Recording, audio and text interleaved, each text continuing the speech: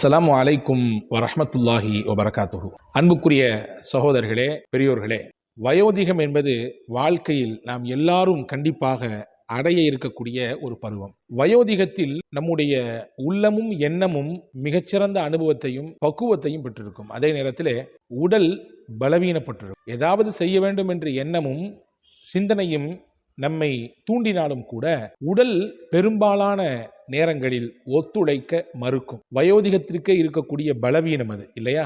வயோதிக காலத்தில் குறிப்பாக ஒரு 50 வயதிற்கு மேலே இருக்கக்கூடியவர்கள் அதிகமாக கேட்க வேண்டிய ஒரு அற்புதமான பிரார்த்தனையை நபிகள் எம்பெருமானார் ஸல்லல்லாஹு அலைஹி வஸல்லம் கற்றுத்தந்தார்கள். என்ன கேட்க சொன்னார்கள் தெரியுமா? அல்லாஹும்ம ஜஅல் அவ்ஸஅ ரிஸ்கி இன்த கிபிரி சின்னி வன்கிதாஇ உம்ரி. மறுபடியும் சொல்லுகிறேன், அல்லாஹும்ம ஜஅல் அவ்ஸஅ ரிஸ்கி இன்த கிபிரி சின்னி வன்கிதாஇ உம்ரி. யா அல்லாஹ், என் வயோதிக காலத்திலே எனக்கு நீ பரக்கச் செய்வாயாக. எனக்கான ரிஸ்கிலே ரஹ்மானே, அந்த வயோதிகத்திலே எனக்கு பரக்கச் செய்வாயாக. என்னுடைய வாழ்வின் கடைசி பக்கங்கள் அது பரக்கத் பெற்றதாக, பொருளாதாரத்திலும் உடல் ஆரோக்கியத்திலும் இன்னபிற என் தேவை நிறைவேறுவதிலும் மிகப்பெரிய அருளையும் பரக்கட்டையும் பெற்றதாக அது இருக்க வேண்டும். ரப்பே, எனக்கு அருள் செய்வாயாக என்று அருமை நாயகம் ஸல்லல்லாஹு அலைஹி வஸல்லம் கற்றுத்தருகிறார்கள். ஏனென்றால் உழைப்பு என்பது ஒரு குறிப்பிட்ட காலம்.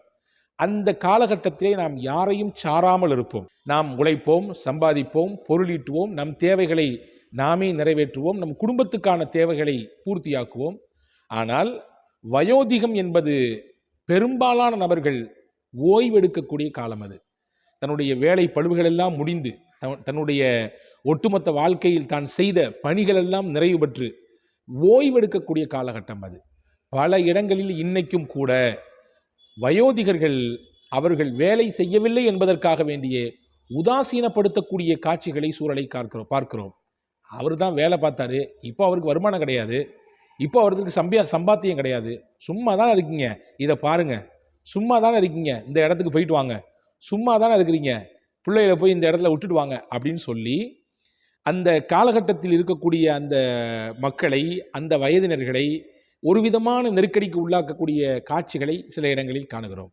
இப்போ அந்த காலகட்டத்தில் பரக்கத்தான செழிப்பான நிலை வேண்டும் என்று வல்ல ரஹ்மானிடத்தில் நீங்கள் கேளுங்கள் என்று அருமை நாயகம் ஸல்லல்லாஹு அலைஹி வஸல்லம் அவர்கள் கற்றுத்தருகிறார்கள்.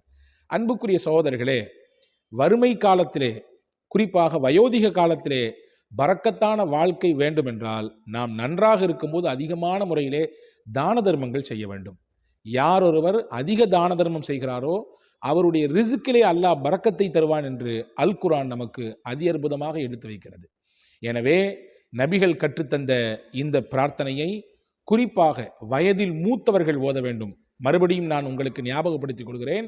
அல்லாஹும்ம ஜஅல் அவ்ஸஅ ரிஸ்கி இன்த கிபிரி சின்னி வன்கிதாஇ உம்ரி. என் வாழ்வின் கடைசி பக்கத்தில், என் வயோதிக காலத்தில் எனக்குரிய ரிஸ்கிலே இறைவா நீ பரக்கச் செய்வாயாக என்று நபிகள் கற்றுத்தருகிறார்கள், கேட்கச் சொல்கிறார்கள்.